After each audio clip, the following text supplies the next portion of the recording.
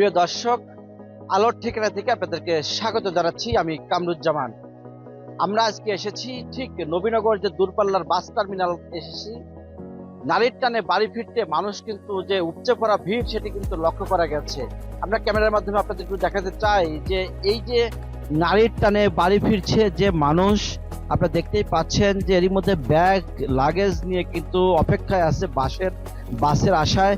বাস আসবে, তবে কিন্তু এই ঈদুল যে আনন্দ, পরিবারের সবার সাথে কিন্তু ঈদের আনন্দ ভাগাভাগি করতে সবাই কিন্তু আসলে নারীর টানে বাড়ি ফিরছে।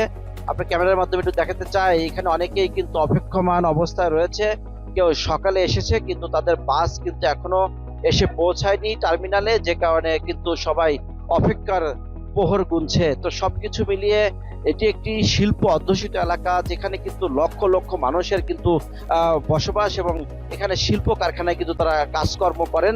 কিন্তু আজকে আপনারা জানেন যে গতকালকেই কিন্তু সরকারি ছুটি হয়েছে, তবে সরকারি ছুটি হওয়ার পরপরই কিন্তু গতকালকে থেকে আমরা দেখেছি যে মানুষ কিন্তু তারা বাড়ি ফিরছে। তবে আজকে যেহেতু কারখানাগুলি কিন্তু বন্ধ হবে, যে কারখানা বন্ধের কারণে কিন্তু আজকে যে উপচে পড়া ভিড় লক্ষ্য করা যাওয়ার কথা ছিল সেটি কিন্তু আমরা লক্ষ্য করছি না। তবে ধারণা করা হচ্ছে যে দুপুরের পরপরই হয়তো বা যে উপচে পড়া যে ভিড়টি সেটি কিন্তু লক্ষ্য করা যাবে। তবে একটা বিষয় আপনাদেরকে জানিয়ে রাখি যে কাউন্টার মাস্টারদের সাথে আমরা কথা বলেছি, তারা আমাদেরকে জানিয়েছে যে গত বছরের তুলনায় এবছর কিন্তু আসলে তাদের যে কাঙ্ক্ষিত যে চাওয়া সেটি কিন্তু আসলে লক্ষ্য পূরণ হচ্ছে না বলে আমাদেরকে জানিয়েছে। যাত্রীদের সাথে কথা বলেছি, যাত্রীরা আমাদেরকে যেমনটি জানিয়েছে যে যেখানে কিন্তু বাড়তি যে ভাড়া সেটি কিন্তু আসলে কিছুটা নিচ্ছে, যেমন 800 টাকার ভাড়া 1000 টাকা, 1050 টাকা, এবং 500 টাকার ভাড়া 850 টাকা থেকে 800 টাকা পর্যন্ত নেওয়া হচ্ছে। তবে একটা বিষয় আমি জানিয়ে রাখি আপনাদেরকে যে এই যে আমরা আইন শৃঙ্খলা রক্ষাকারী বাহিনী দেখেছি, তারা কিন্তু রাস্তায় কিন্তু তৎপর রয়েছে, যৌথ বাহিনী। এছাড়াও আমরা ডিবি পুলিশ, ঢাকা জেলা পুলিশ এবং হাইওয়ে পুলিশ, ট্রাফিক পুলিশ প্রত্যেকেই কিন্তু আসলে রাস্তায় তারা রয়েছে, কোনো রকম যানজট যেন সৃষ্টি না হয়।